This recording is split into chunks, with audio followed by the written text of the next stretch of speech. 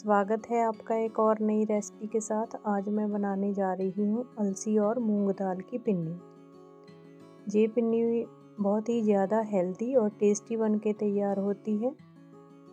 अगर आप मेरे चैनल पे नए हैं तो चैनल को सब्सक्राइब ज़रूर करें और बेल आइकन को ज़रूर प्रेस करें ताकि मेरी आने वाली हर एक नई वीडियो की नोटिफिकेशन आप तक पहुँच सके। अलसी की पिन्नी बनाने के लिए मैं यहाँ पे ले रही हूँ 1 किलो अलसी। किसी भी वजह से अगर आप गंदम का आटा इस्तेमाल ना करना चाहें तो उसकी जगह पे आप मूंग के आटे का इस्तेमाल कर सकते हो। 1 किलो मैं यहाँ पे ले रही हूँ मूंग की दाल। 50 ग्राम मैंने यहाँ पे लिया है सौंठ यानी कि अदरक का पाउडर।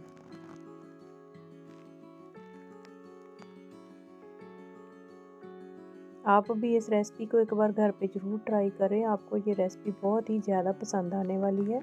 और मैं यहाँ पे ले रही हूँ 200 ग्राम मैंने खसखस ली है, 250 ग्राम किशमिश, 200 ग्राम पिस्ता और 200 से 300 ग्राम मैंने मगज लिए, 100 ग्राम गोंद और 200 ग्राम मैंने लिए जहाँ पे सौंफ, 400 ग्राम बादाम, 400 ग्राम काजू, 100 ग्राम मैंने यहाँ पे फूल मखाना लिया है और 2 यहाँ पे मैंने नारियल के पीस लिए हैं।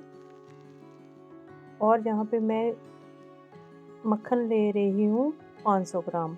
आप यहाँ पे मक्खन का या घी का इस्तेमाल आप अपनी मर्ज़ी के मुताबिक कम या ज़्यादा कर सकते हो। मैं इसे बहुत ही कम घी में बना के तैयार करूँगी। सबसे पहले मैं यहाँ पे अलसी को भून के तैयार करूँगी। अलसी को हम यहाँ पे लो टू मीडियम आग पे बिल्कुल इसे धीरे धीरे करके भूनेंगे। बहुत ज़्यादा तेज़ आंच पे इसको हम नहीं भूनेंगे।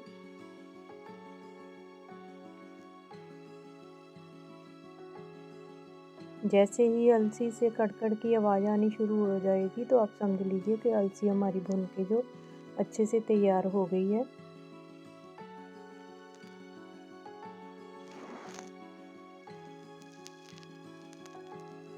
सात से 8 मिनट बिल्कुल स्लो आंच पे मैंने इसे अच्छे से भून लिया है।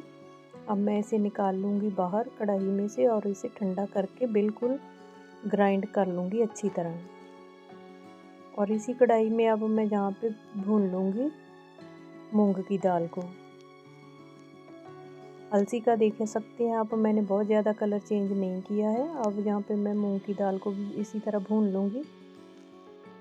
किसी भी चीज़ को जहाँ पे हमने ज़्यादा आंच पे भूनना नहीं है।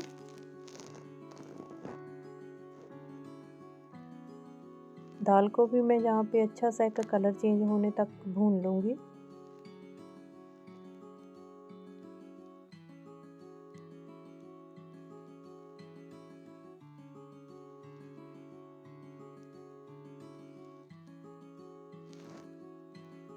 दाल का भी ये आप देख सकते हैं कलर चेंज हो गया है। इसे भी मैं अब निकाल लूँगी बाहर और ठंडा करके इसे भी अच्छे से ग्राइंड कर लूँगी।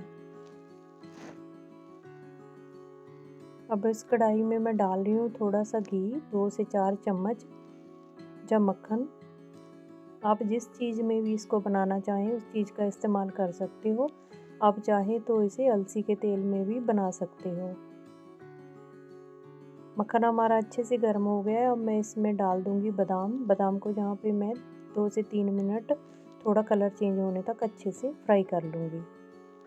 किसी भी ड्राई फ्रूट को हमने जहाँ पे ओवर कुक नहीं करना है, नहीं तो इनका कलर भी चेंज हो जाएगा और टेस्ट में भी ये खाने में कड़वे लगेंगे। इसलिए हम इनको 2 से 3 मिनट तक ही फ्राई करेंगे। ये देखिए 2 से 3 मिनट के बाद बादाम हमारे बिल्कुल फ्राई हो गए हैं। अब हम इनको निकाल लेंगे बाहर और फिर से मैंने जहाँ पे 2 चम्मच घी के डाल दिए हैं और इसमें मैं डाल रही हूँ अब काजू।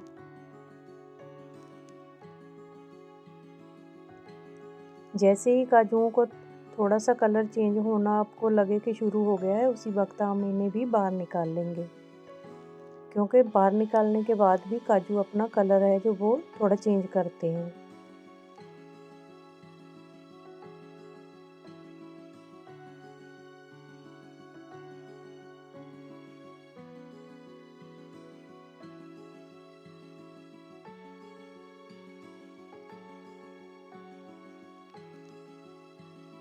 अब इसी तेल में या घी में मैं जहाँ पे फ्राई कर लूँगी मग्ज, यानी कि खरबूजे और घिए के बीज। ये देखिए इनको भी मैंने 2 से 3 मिनट तक फ्राई कर लिया है। इनका भी कलर चेंज हो गया, वह इनको भी हम बाहर निकाल लेंगे।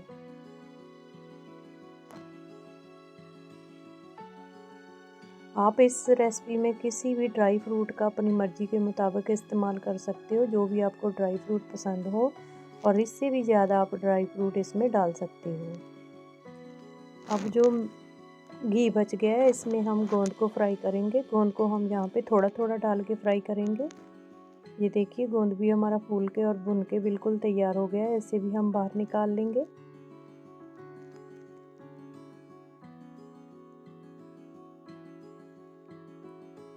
अब उसी तेल में मैंने जो घी बचा था, मेरे बोलने में बार बार थोड़ी गलती हो रही है, ये सारी चीज़ें हम घी और मक्खन में बना रहे हैं। जो घी कढ़ाई में बच गया था उसी में अब मैंने डाल दिया है फूल मखाना। इसे भी मैं अच्छे ब्राउन होने तक फ्राई कर लूँगी। अब मैंने उसी कढ़ाई को फिर से साफ़ कर लिया है। अब मैं इसमें डाल दूँगी सौंफ, और सौंफ को भी थोड़ा कलर चेंज होने तक अच्छे से भून लूँगी। मैं फिर से आपको जहाँ पे बता दूँ कि किसी भी चीज़ को हमने ज़्यादा ओवर कुक नहीं करना है। आप देख सकते हो सौंफ का भी थोड़ा कलर चेंज हो गया है। इसे भी मैं अब निकाल लूँगी बाहर। सारी चीज़ों को अच्छे से ठंडा करके हमने इसे ग्राइंड कर लेना है।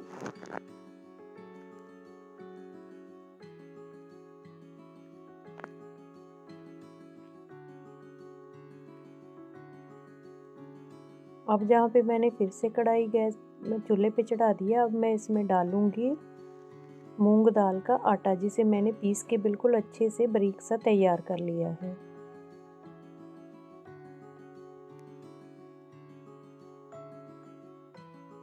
आटे को 1 से 2 मिनट के लिए पहले मैं यहाँ पे थोड़ा सा गर्म करूँगी, और गर्म करने के बाद इसमें मैं डाल दूँगी मक्खन। अगर आपके मन में कोई भी डाउट है कि मक्खन डालने से हमारी जो पिन्नियाँ हैं ख़राब हो जाएंगी, तो ऐसा बिल्कुल नहीं है, क्योंकि ये सभी चीज़ों के साथ अच्छे से पक जाएगा। इससे कोई भी चीज़ हमारी ख़राब नहीं होगी। मक्खन भी हमारा बिल्कुल अच्छे से आटे में मिक्स हो गया है। अब मैं आटे को यहाँ पे 2 से 4 मिनट तक बिल्कुल स्लो आंच पे भून लूँगी।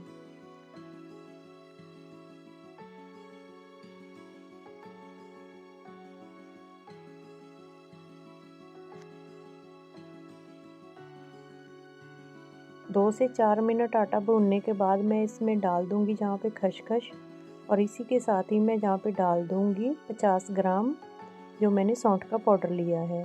खसखस और सौंठ के पाउडर को मैं आटे के साथ इसलिए डाल रही हूँ, क्योंकि जब हम इसे ऐसे ही कढ़ाई में भूनेंगे तो ये बहुत जल्दी जल जाते हैं। इसलिए मैं अब इसे आटे के साथ अच्छे से भून लूँगी, और ये बहुत ही अच्छी तरह से इसमें भुन भी जाएंगे। 2 से 4 मिनट चीज़ों को भूनने के बाद इसमें मैं डाल दूँगी कद्दूकस किया हुआ नारियल। आप जहाँ पे जो बाज़ार में पहले से ही नारियल का बूरा आता है, आप उसका इस्तेमाल भी कर सकते हो। नारियल का हमने जो बूरा है जो बिल्कुल सारी चीज़ों के बाद डालना है, क्योंकि ये बहुत ही जल्दी भुन के तैयार हो जाता है। ये देखिए सारी चीज़ें हमारी अच्छे से भुन गई हैं। अब इन्हें भी हम कढ़ाई से बाहर निकाल लेंगे और ठंडा होने के लिए रख देंगे। जहाँ पे मैंने अलसी को भी बिल्कुल इस तरह पीस के तैयार कर लिया था, इसी के साथ ही मैं यहाँ पे निकाल दूँगी ये सारी भुनी हुई चीज़ें भी।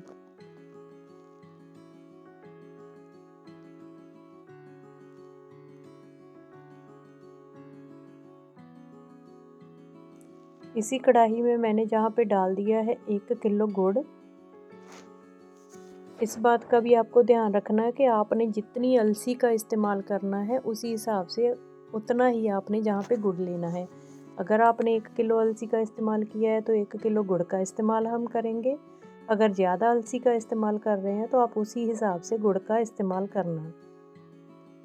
क्योंकि ये नाप बिल्कुल परफेक्ट है। अगर आप मीठा कम या ज़्यादा करना चाहते हैं तो ये आपकी इच्छा के मुताबिक आप कर सकते हो, वरना रेसिपी के हिसाब से ये नाप बिल्कुल सही है। ये देखिए गुड़ हमारा बिल्कुल मेल्ट हो गया है। अब हम इसमें उबाल आने का इंतज़ार करेंगे। जैसे ही इसमें उबाल आ जाएगा, इसे हम गैस में से या चूल्हे में पे से उतार लेंगे, क्योंकि ये पहले से ही पका हुआ होता है। इससे हमने किसी भी तरह की चाशनी को तैयार नहीं करना है। ये आप देख सकते हो उबाल आना शुरू हो गया। उबाल आने के बाद मैं इसे सिर्फ 1 से 2 मिनट के लिए पकाऊंगी और इसे नीचे उतार लूँगी। इसमें किसी भी तरह की कोई चाश बना के मैंने किसी भी तरह की तार की चाश नहीं बनाऊंगी। अब मैं यहाँ पे सारी चीज़ों को मिक्स कर लूँगी। यहाँ पे मैंने डाल दिया है सौंफ का पाउडर, जिसे मैंने पीस लिया था अच्छे से। यहाँ पे अब डाल दूँगी मैं किशमिश। आप देख सकते हो मैंने यहाँ पे सारी चीज़ों को ग्राइंड करके बिल्कुल अच्छे से तैयार कर लिया। अब मैं इसमें डाल रही हूँ मगज और पिस्ते का पाउडर।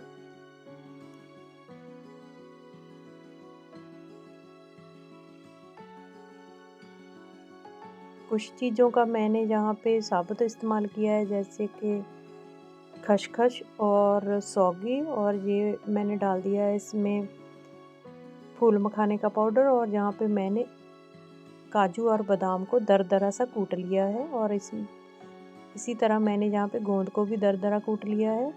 इससे जो है पिन्नियों का क्रंचीपन बहुत अच्छा हो जाता है।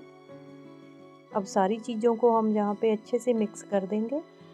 मुझे अभी बर्तन थोड़ा छोटा लग रहा है, इसलिए इसको मैं एक बड़े बर्तन में ट्रांसफ़र कर रही हूँ। जब भी आप कोई भी ऐसी चीज़ें बनाते हैं तो आप समझ सकते हो कि इन चीज़ों में बहुत ज़्यादा मेहनत पड़ती है। आप जो आसपास थोड़ा सा बिखरा हुआ सामान है उसको इग्नोर भी करना। इस वक्त अगर आपको लगे कि इसमें घी थोड़ा कम है तो आप सारी चीज़ों को मिक्स करने के बाद अपनी मर्ज़ी के मुताबिक इसमें घी गरम करके डाल सकते हो। सारे घी को मैं अब यहाँ पे अच्छी तरह से मिक्स कर लूँगी। इस सारी रेसिपी में मैंने सिर्फ 750 ग्राम घी का इस्तेमाल किया है। सारी चीज़ें अच्छे से मिक्स करने के बाद अब मैं यहाँ पे चाश को भी मिक्स कर दूँगी। यहाँ पे मैं आपको बताती चलूँ कि ये जो सारा हमारा मिश्रण है, हमने जो भी आटा बना के तैयार किया था वो बिल्कुल रूम टेम्परेचर पे था, और चाशनी हमारी जो थोड़ी गर्म होनी चाहिए। अगर दोनों चीज़ें गर्म होंगी तो हमारे जो लड्डू हैं वो बंध नहीं पाएंगे, और थोड़ी देर के बाद ही ये बिल्कुल सूखा सूखा सा हो जाएगा। जब आपको लगे ये हमारे हाथों में छूने के लायक है तो जल्दी से हम इसकी पिन्नियाँ या लड्डू बांध के तैयार कर लेंगे। अगर आप भी इस रेसिपी को मेरे हिसाब से बनाएंगे तो आपकी पिन्नियाँ जो कभी ख़राब नहीं होंगी, और आपको इनको बांधने में कोई भी प्रॉब्लम नहीं आएगी। बस आपको ध्यान रखना है कि जब हम चाश गुड़ की बना रहे हो तो उसमें कोई भी तार की चाशनी हमें तैयार नहीं करनी होती। ये आप देख सकते हैं पिन्नियाँ हमारी कितनी अच्छी बन के तैयार हो रही है। ये देखिए मैं आपको इन पिन्नियों को दूसरे दिन दिखा रही हूँ। हमारी पिन्नी है जो बहुत ही अच्छी बन के तैयार हुई है।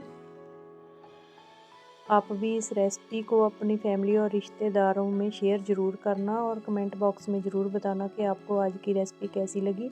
तो चलिए मिलते हैं आपको एक और नई रेसिपी के साथ।